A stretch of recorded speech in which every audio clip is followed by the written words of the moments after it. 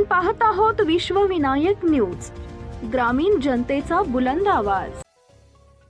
श्री छत्रपती शिवाजी महाविद्यालयात महिला सक्षमीकरण कक्षाच्या वतीनं मानवी हक्क दिनानिमित्त लैंगिक छळ प्रतिबंधक कायदा या विषयावर 2 दिवसीय जनजागृती कार्यशाळेचं आयोजन दिनांक 10 आणि 11 डिसेंबर रोजी करण्यात आले।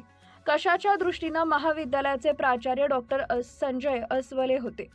कार्यशाळेचे अध्यक्ष प्राचार्य डॉक्टर संजय अस्वले यांनी पोस्को कायद्याविषयी महत्त्वपूर्ण माहिती विद्यार्थिनींसमोर मांडली। त्यांनी स्पष्ट केले की लैंगिक छळ प्रतिबंधक कायदा 2013 हा कायदा कामाच्या ठिकाणी महिलांना सुरक्षित, आदरयुक्त आणि भेदभाव मुक्त वातावरण मिळावे या उद्देशाने लागू करण्यात आला आहे। पुढे बोलताना डॉक्टर अस्वले म्हणाले की या कायद्यानुसार प्रत्येक संस्थेत तक्रार समिती असणं बंधनकारक आहे। तसेच तक्रार दाखल झाल्यानंतर 90 दिवसात चौकशी पूर्ण करणं हे कायद्याचे निर्देश आहेत।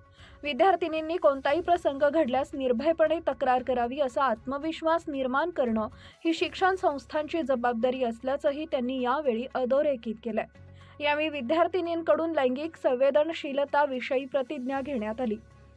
महाविद्यालयातील प्राध्यापिका डॉक्टर बालिका गायकवाड आणि डॉक्टर आशा शिंदे यांनी विशाखा समितीचे मार्गदर्शक तत्वे, तक्रार पेटी समिती, महिला विद्यार्थिनींना भेडसावणारे मानसिक व सामाजिक प्रश्न या विषयावर मार्गदर्शन केले।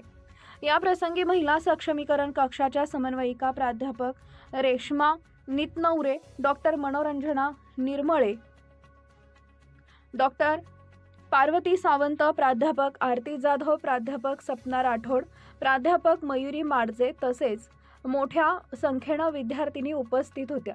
कार्यक्रमाचं सूत्रसंचालन प्राध्यापक नितनवरे आर यांनी केले। प्रास्ताविक डॉक्टर पार्वती सावंत तर आभार प्रदर्शन डॉक्टर मनोरंजना निर्मळे यांनी केले।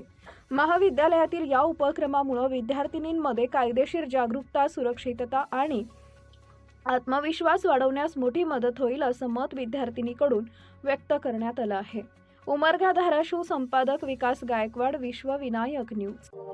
अशाच ताज्या बातम्या पाहण्यासाठी विश्वविनायक न्यूजला लाईक करा, सबस्क्राईब करा आणि बेल आयकॉन प्रेस करा।